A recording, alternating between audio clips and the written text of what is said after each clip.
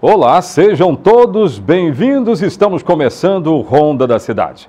Obrigado pelo carinho de vocês. Hoje, o programa tem muitas informações, entrevistas importantes. Fiquem conosco.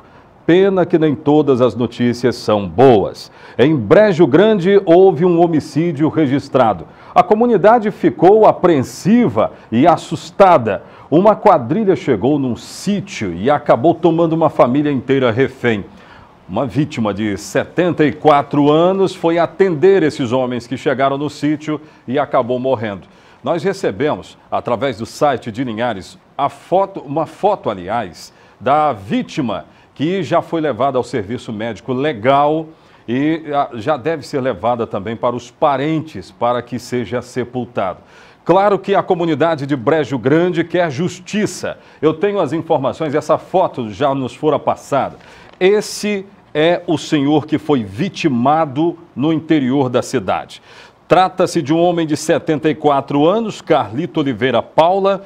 Ele foi morto com 2 tiros. Uma brutalidade muito grande, depois que homens desconhecidos chegaram encapuzados na casa dele ontem por volta das 18 horas. Já existe até um relato da polícia, que está sendo investigado. A polícia diz que, segundo informações, era um Gol de cor azul com 4 pessoas nele. Os homens chegaram na casa do seu Carlito dizendo que faltou água no radiador e pediram essa água. A esposa de seu Carlito foi buscar.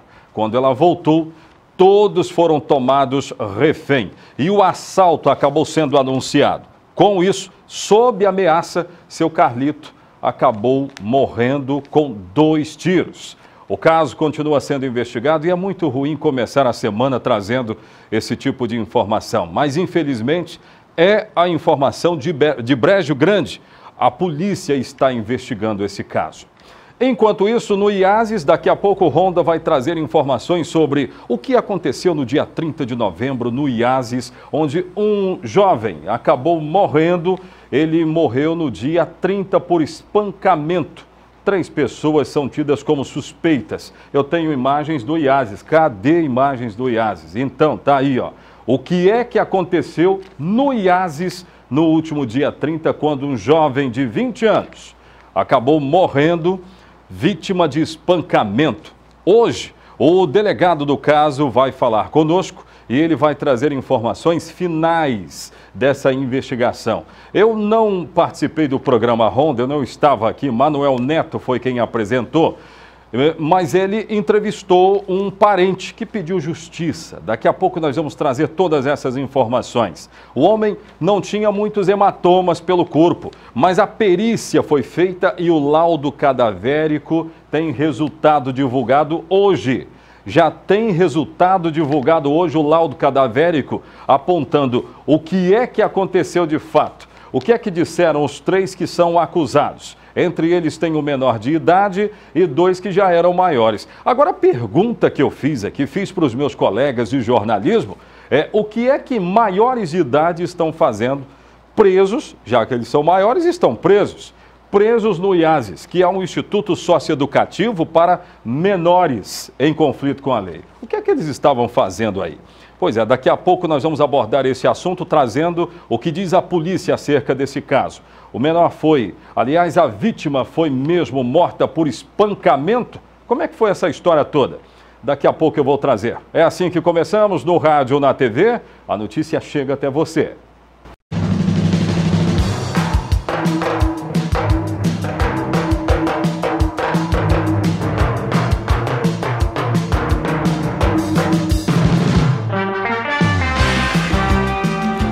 Quem falou conosco sobre o caso do IASES foi o delegado André Jareta, que tem as investigações.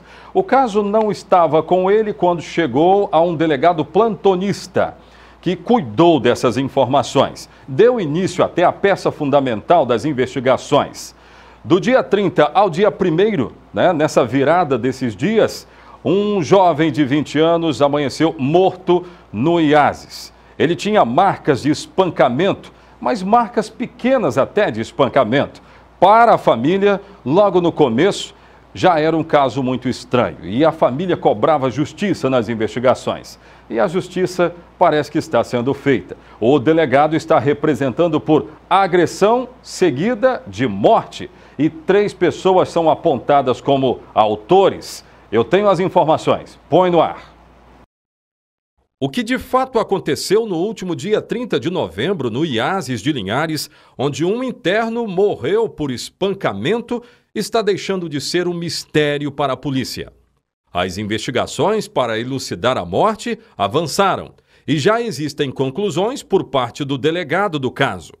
André Jareta disse que a conclusão é de que houve lesão corporal seguida de morte contra a vítima praticada por colegas de cela.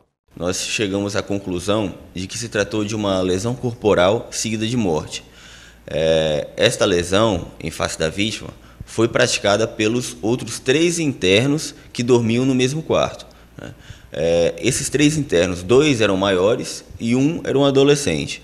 Os 2 maiores foram autuados pelo crime de lesão corporal seguida de morte e já foram encaminhados ao presídio de Aracruz, ao Centro de Detenção Prisional de Aracruz. O maior, por sua vez, ele também foi autuado, pela prática do ato infracional análogo à lesão corporal seguida de morte e retornou ao IASES, tendo em vista ser a unidade para receber esses adolescentes. Em resumo, todos os 3 responderão pelo ato que praticaram e sofrerão as penas previstas para o crime e para o ato infracional. Conclusões que geram alívio nos parentes das vítimas. Este primo, logo depois de saber do acontecido, procurou a imprensa para pedir justiça. Eles não têm uma palavra certa, eles falam que o menino morreu por causa de remédio. O menino morreu por causa de remédio, porque ele nunca passou mal na vida dele. Ele tem 20 anos, tem 2 dias que ele está preso lá. Eles falaram que foi por causa de remédio, o menino está cheio de hematoma, eu não sei o que está acontecendo não, eu quero justiça nisso aí, eu quero alguma prova, algum laudo, alguma coisa. Na investigação, ficou claro que os 3 envolvidos queriam dar uma lição no companheiro de cela. José Paulo Moraes Filho e João Henrique Inácio da Silva são maiores de idade e apontados como autores, além de um menor de idade. Nós chegamos à conclusão de que os 3 internos que habitavam o mesmo quarto desejavam agredi-la. Eles pretendiam dar alguma lição na vítima e a agrediram. Ocorre que a forma como foram essas agressões, os locais em que essa vítima foi atingida, não nos leva a acreditar que esses internos desejavam matá-la. Mas, como eu falei, eles desejavam ferir, lesionar. E, por uma alteração no corpo humano, acabou gerando a morte. Não havia nenhuma lesão no crânio, nenhuma lesão no tórax, que demonstrasse o desejo dos internos em matar essa vítima. Ocorre que isso acabou acontecendo, razão pela qual eles foram autuados pelo crime de lesão corporal seguida de morte. Os depoimentos dados pelos envolvidos aqui na 16ª Delegacia Regional chamaram a atenção. 3 envolvidos, 2 maiores e um menor de idade, disseram que, na verdade, estavam brincando com a vítima de uma brincadeira conhecida pelos internos como lutinha, que prevê agressão física de pequeno porte. Mas a agressão acabou levando a uma morte, o que chamou a atenção do delegado que está investigando este caso. Os internos que estavam com a vítima tentaram encontrar argumentos para justificar a sua ação. Eles alegaram que eles brincavam de uma espécie de lutinha, e que isso teria sido ocorrido de forma consensual, até pela vítima. Mas sabemos, até por todas as circunstâncias, pelas investigações, de que isso não procede. Pelo contrário, esses internos deliberadamente quiseram lesionar a vítima e acabaram acarretando a sua morte. O resultado final do laudo cadavérico deve ficar pronto ainda hoje. O Instituto, que tem capacidade para receber 90 internos, hoje conta com 210. E, para surpresa de todos, 2 dos envolvidos neste crime já eram maiores e mesmo assim continuavam na unidade. Sabe por que eu questiono isso na matéria? Volta lá imagens do IASES para mim. Esse instituto aí, gente, é para menor. Eu estou surpreso de saber que tem maiores de idade que estão aí. Eles não passam pelo mesmo crivo, pelo mesmo critério. Aliás, o projeto que estabelece o IASES é para assistir o menor que está, entre aspas, viu gente, em conflito com a lei. Então, alguém precisa explicar isso aí, porque não é comum, pelo menos não deveria ser comum que maiores de idade estejam aí. O maior de idade tem que ser levado para o presídio. Foi exatamente o que aconteceu. Os maiores acusados desse caso já foram levados para o presídio de Aracruz, que era onde eles já deveriam estar há algum tempo, né? Não se justifica. Eles não entram nesse processo, nessa ideia de instituto de ressocialização. Pelo menos no meu modo de ver, não entra de jeito nenhum. Ó, daqui a pouco de volta eu tenho outras informações, eu vou atender a comunidade, tem vídeos flagrantes de, o que é? Esgoto a céu aberto que chegou aí? Comunidade de Bebedouro. Vou atendê-los daqui a pouco.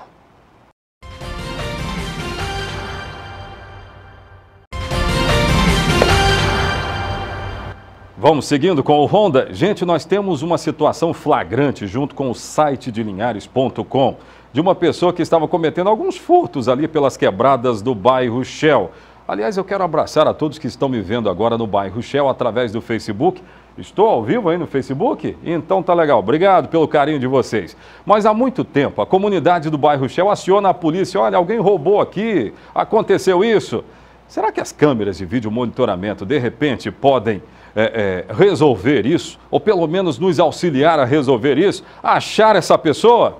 Dá uma olhada nessa imagem que chegou para mim, através do site de linhares.com. Dá só uma olhada. Câmera de vídeo monitoramento. Isso aí é uma residência, ó. Alguém vai sair daí de dentro carregando o quê? Tem um monte de coisa. É notebook, é uma festa. Fizeram um catadão geral. Eram 19h47, já era noite do dia 30 de novembro, quando de repente, vai vendo aí, ó, vai olhando. Alguém vai sair da casa, olha só, fazendo uma compra, mas fez uma lenha, hein? Tá tudo na bolsa. A informação que eu tenho aqui é que tá tudo nessa bolsa aí, ó. Deixa rolar de novo.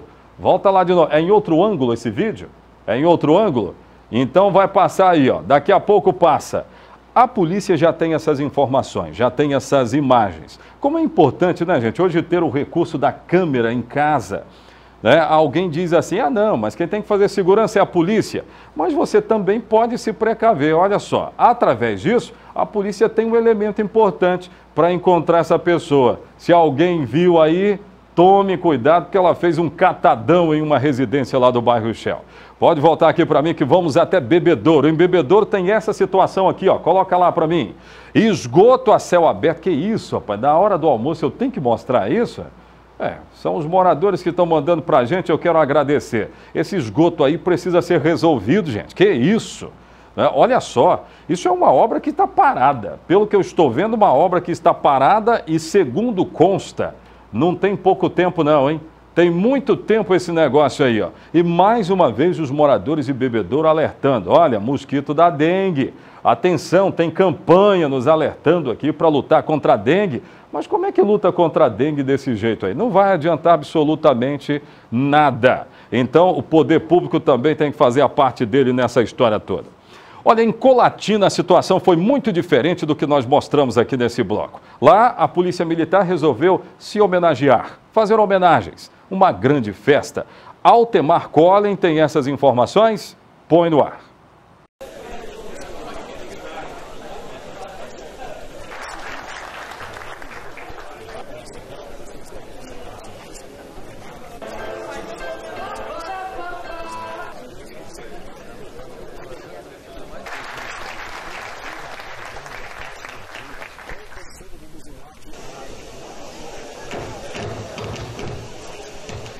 E o sol da liberdade em raios fúlgidos brilhou no céu da pátria nesse instante. Se o penhor dessa igualdade conseguimos conquistar com braço forte.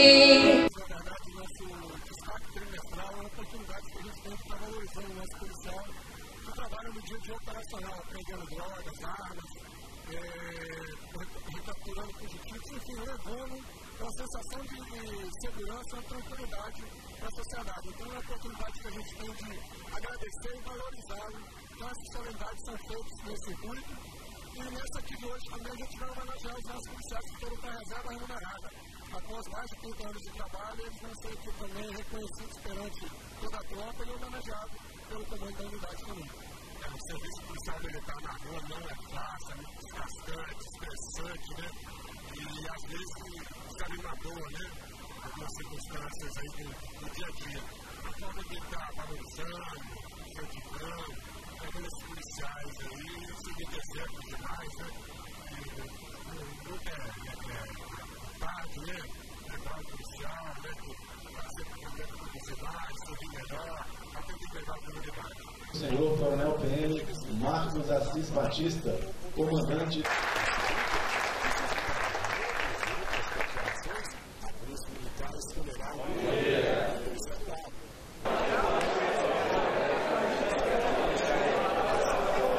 Delegado da Polícia Civil do Estado do Espírito Santo.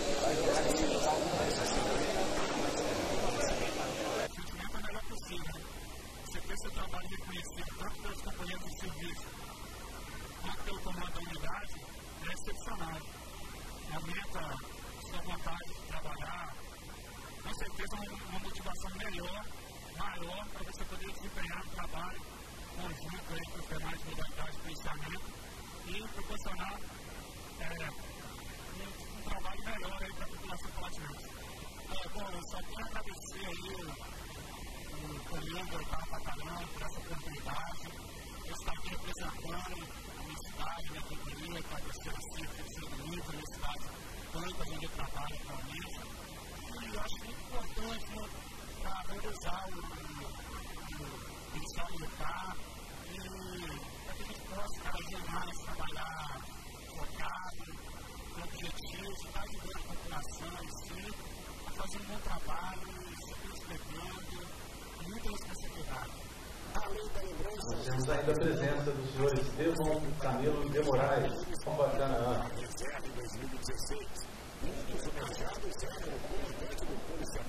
Anunciamos a presença do senhor Capitão PM Rodrigo Vieira de Freitas, comandante da 2ª Companhia. A missão cumprida, né? Foi o que ele escolheu, quase 31 anos, né? Tivemos algumas passagens aqui também por Palatina, e poder ter ajudado, acredito que melhorar, deixar a polícia militar mais acessível, mais servir melhor a comunidade, e um pouco melhor ainda para os policiais que estão vindo, estão chegando, para que a gente continue a nossa contribuição. Com certeza. Volto daqui a pouco, nós vamos falar sobre abuso de autoridade. Tema importante, hein? Daqui a pouco.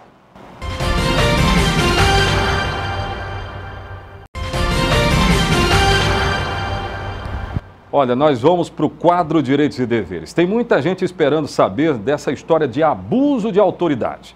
Abuso de autoridade, gente, que está no tema do momento. É o tema do momento esse negócio de abuso de autoridade. Ontem, por exemplo, as manifestações no Brasil, sabia que elas foram motivadas por causa de uma ideia, de um projeto que prevê combater o abuso de autoridade? Escreveram lá contra a corrupção. Mentira, mentira, não é nada contra a corrupção. Quando colocaram lá no Congresso Nacional a avaliação do abuso de autoridade, juízes e promotores fizeram um grande movimento dizendo que queriam parar a Lava Jato, o que também não é verdade. Mas o abuso de autoridade não é para juízes e promotores apenas, é para funcionário público. E nós temos muitos funcionários públicos na nossa região, Linhares, Soretama, Rio Bananal. Os guardas, por exemplo, guardas de trânsito, podem cometer abusos e essa lei também seria para eles. Doutor Oswaldo Ambrosio, tudo bem? Tudo ótimo, graças a Deus. Como é que seria isso, doutor Oswaldo? Qual a importância disso? Porque ontem berraram bastante no Brasil. Zé, é importantíssimo, né? Acredito que pós-Constituição de 88 é a primeira vez que realmente o tema entra na pauta de verdade. Já se discute o projeto que que trata sobre abuso de autoridade há mais de 10 anos e nunca saiu do papel. Quem é que pode responder por abuso de autoridade? Vamos lá. Todos, Oséias, todos os funcionários públicos. Todos os funcionários públicos, ainda que estagiários ou que não remunerados. E que o artigo 327 do Código Penal é claro. De alguma forma acabam abusando em algum momento da sua autoridade. Eu estou falando de polícia, eu estou falando de delegado, eu estou falando de promotor de justiça, eu estou falando de juiz. Está vendo como o negócio é vasto? Aí depois querem parar a Lava Jato. Calma, não tem nada disso aí. Enganar o povo, na verdade. Estão enganando, é por isso que se usa o termo massa de manobra. Porque muitas das vezes é muito fácil você enganar o povo. Você pega um determinado momento histórico ou político do país e diz o seguinte: olha, se falarmos agora de abuso de autoridade, nós vamos parar a Lava Jato. Já tem um procurador federal que deu uma reportagem dizendo o seguinte: é uma covardia o que os procuradores, o que os representantes do Ministério Público que atuam à frente da Lava Jato estão fazendo. Estão dizendo o seguinte: que se votarem o projeto, eles abandonam tudo. Eles não podem fazer isso. Eles não podem, eles não estão lá por mera liberalidade, não. Ali quem determinou foi a Procuradoria. Ali é uma obrigação deles de função. Se eles fizerem isso, eles vão responder por prevaricação e podem, inclusive, perder o cargo. O que é muito difícil, porque ainda não se regulamentou. Quando eles são aposentados, é uma punição, com muitas das vezes recebendo salário ou subsídio integral, Oséias. Muitas das vezes a população se indigna, dizendo o seguinte: poxa, o juiz está envolvido em corrupção, o juiz ele recebeu propina, o juiz enriqueceu-se ilicitamente. E aí abriu-se o procedimento administrativo e aposentaram ele. É por isso que se deve debater o tema sobre abuso de autoridade. Não se quer aqui, às vezes a sociedade ela tem que acordar muitas das vezes. Por exemplo, eu vi a defesa lá dos parlamentares dizendo em justa causa. O que é justa causa? É motivo. Aquele juiz, aquele promotor, aquele delegado que der ensejo a um inquérito policial, e esse inquérito policial, vamos dizer, foi concluído sem a participação de Oséias, não há indício, e o Ministério Público ele vem e ofereceu a denúncia, o juiz recebeu e ao final ficou comprovado que o Oséias nada fez e que não tinha justa causa, o juiz vai responder por abuso de autoridade. Por quê? Porque não tinha motivo. Perseguição. É aquele juiz que está motivado pela perseguição ou por outros interesses políticos, interesses midiáticos, que acontece, Oséias. O Ministério Público, em determinado momento, o que ele falou? Nós teremos que ter o poder investigatório. Aí a mídia e alguns estudiosos, alguns juristas disseram o seguinte: mas vocês não têm estrutura para investigar. Se a polícia não dá conta, vocês não dão conta. Mas nós vamos investigar só aquilo que nos interessa. E aí você viu que não saiu do papel, porque você não tinha estrutura. E o Ministério Público, muitas das vezes, ele investiga o quê? Aquele político ou aquele indivíduo que, geralmente, Oséias, traz uma comoção social. Geralmente está na mídia. Então tem muitos juristas, muitos advogados que estão questionando. Ora, então, quando se trata de um crime que tem interesse direto com a sociedade, não é importante, mas se tiver um político, ou se tiver um grupo político, ou se isso for para a mídia, se isso ficar muito tempo na mídia, o Ministério Público tem interesse. Então eu acho que é importante, o Ministério Público é uma das maiores instituições que se criou pós-Constituição 88, não é poder, apesar de algumas pessoas dizerem que é um poder e não é, Oséias. Nós vamos ter que finalizar, infelizmente o tempo é muito curto para debater isso. Mas todos têm que responder, o produto final dessa discussão é essa. Se o político tem que responder pela sua corrupção, o juiz também tem que responder pelos seus atos equivocados que levam à corrupção. Claro. O promotor também tem, o delegado também tem, claro. O servidor da prefeitura municipal, né? Também, o guarda municipal. De repente abusa da autoridade. O médico contratado pelo poder público que não atende. Então, na verdade, a lei ela acaba tratando disso. Todos. Não foca apenas juiz e promotores, como estão dizendo. Isso é uma inverdade, isso é uma mentira que estão querendo vender para a população. Na verdade, estão querendo fazer com que o termo massa de manobra realmente se concretize novamente. O que acontece? Como é que você vai discutir abuso de autoridade se o povo não sabe o que é justa causa, Oséias? O que é justa causa? É motivo plausível. É a garantia de que Oséias não vai ser perseguido politicamente ou ideologicamente ou por conta da sua cor, da sua raça, da sua maneira de pensar. Então, eu acho que é sim conveniente discutirmos. É Tanto muito é que importante. Gilmar É muito Mendes já importante. colocou seu posicionamento. Por que não discutir abuso de autoridade nesse momento? Aproveitando tudo que o país está passando agora para passar realmente o país a limpo. Quer dizer que os políticos podem ser presos, o Zé das Couves pode ser preso, o rapaz que roubou uma galinha pode ser preso, mas o juiz que mata, que nós temos esses casos em que nem respondem processo, às vezes e ganham um prêmio, vão ser aposentados. Eu entendi. Obrigado por ter vindo ao Ronda e ter dado essas explicações importantes e fundamentais. Então é isso. Todos precisam responder, juízes, promotores, o guarda da esquina, né, o funcionário da prefeitura, seja de qualquer lugar. Abuso de autoridade é daqui de Linhares, é crime cometido aqui, vai responder. É crime cometido na esfera estadual, vai responder, na nacional também. O Ronda precisava explicar isso para você. Ronda fica por aqui. Obrigado pelo carinho da sua audiência. Amanhã nós estaremos de volta em mais um programa. Eu aguardo você. Até lá. Tchau, tchau.